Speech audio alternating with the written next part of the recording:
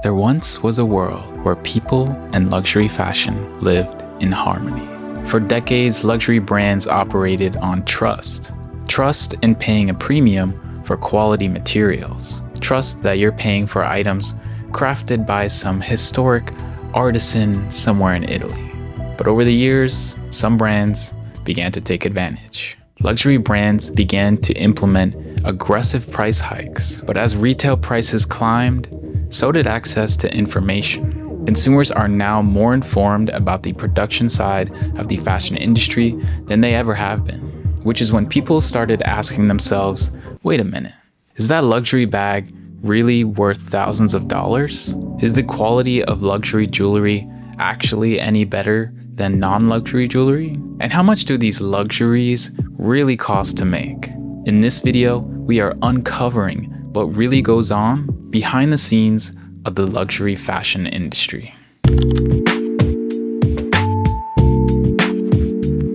During and after the pandemic, luxury brands discovered something interesting.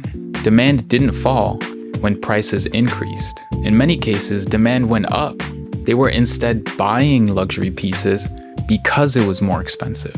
And brands attempted to justify this price change due to things like inflation and higher labor cost. But inflation doesn't tell the whole story. In many cases, luxury prices climbed way faster than inflation ever did. For example, in 2010, you could get a specific Chanel bag for around $3,000. Fast forward to today, and that same bag is being retailed at Chanel for $11,000. And it's not because the leather became more expensive, but because brands realized that they could manufacture scarcity by just jacking up the price. Now, some people could argue that they started investing in higher quality materials and production costs, and one investigation in particular really fuels the skepticism behind that statement. Court documents revealed that luxury brand Dior was not paying for highly compensated, experienced European artisans, but instead utilizing cheap, exploited Chinese migrant labor in Italy. This allowed them to get that made in China production cost, while legally stamping the piece as made in Italy, which contributed heavily to consumers' recent distrust in luxury brands. Some people got creative when it came to adapting to the new prices. Some people stretched their budgets. Some people turned to finance options like Afterpay and Klarna. But others started to investigate deeper. Why does this cost so much in the first place? The higher luxury prices climbed, the more people wanted an explanation. For decades, luxury brands could rely solely on their reputation, but as mentioned, consumers are getting smarter and smarter every day.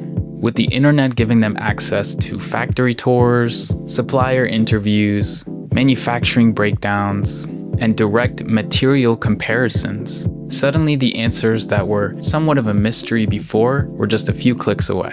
And what many people discovered was that luxury wasn't the only place producing high-quality products anymore.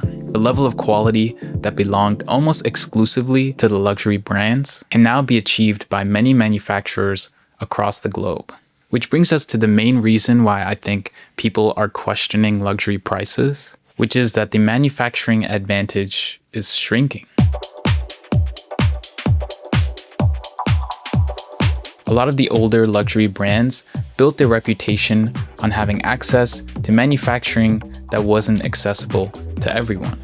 But manufacturing isn't as mysterious as it used to be. The machinery and technology behind the scenes have become easier to use and easier to access. Today, a factory that's capable of producing for non-luxury brands can also most likely produce for luxury brands as well. A good example of this is a brand by the name of Essilor Luxottica. These guys are estimated to produce around 50% of the major eyewear in the US. They manufacture for non-luxury brands like Michael Kors that sell their glasses for like $60 to $100, and at the same time manufacture glasses for luxury brands like Prada that sell for $300 to $700. Michael Kors and Prada, using the same manufacturer, sometimes with the same material, of course with a different design and logo, but usually costing around the same to produce and being sold at way different price points.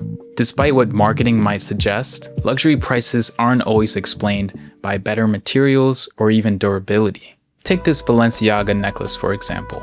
It's got the Balenciaga logo and looks kind of nice, but is actually made of brass. Now, no one outside the company actually knows the final production cost, but based on materials and construction, we can estimate that the production cost is around $40 to $80. That would mean Balenciaga is marking up this price by at least 7 times the production cost. Now, granted, not all luxury brands are developing stuff from brass, but much of it is made from precious metals that are often chosen for their rarity and value in the market rather than their durability. Metals like silver and gold are relatively soft and can be easily scratched and dented. Meanwhile, non-luxury mainstream brands like Vitali and my own use materials like stainless steel that is significantly stronger, water-resistant, and capable of lasting for years with very little maintenance. So a luxury bracelet might retail for 7 to 10 times the actual production cost and might even be less durable than the non-luxury alternative. So if it's not better materials, what are people actually paying for?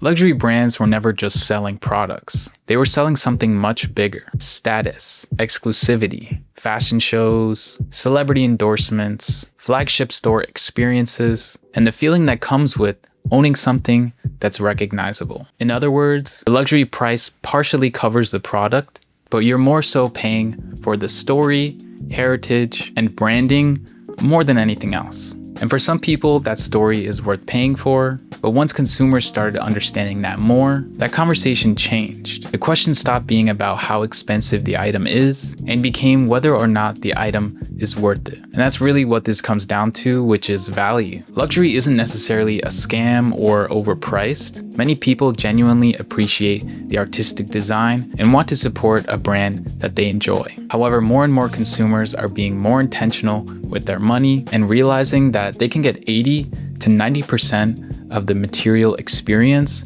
for a fraction of the cost. In conclusion, is that luxury bag really worth it? Sometimes.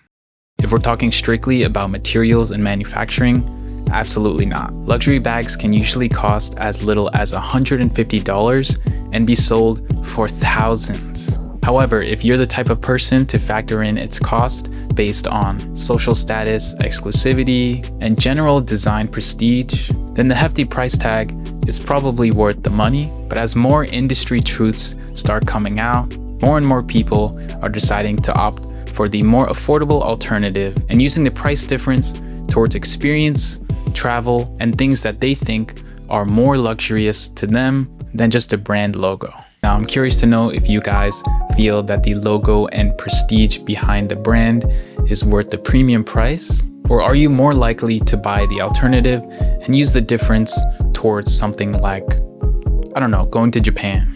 If you're curious about the bracelet I'm wearing and my personal brand, you can visit the first link in the description and support this channel directly while shopping some quality, strong stainless steel, affordable men's jewelry. Now, if you're new here, don't forget to subscribe. Thanks again for watching, and I will see you guys in the next one. Peace.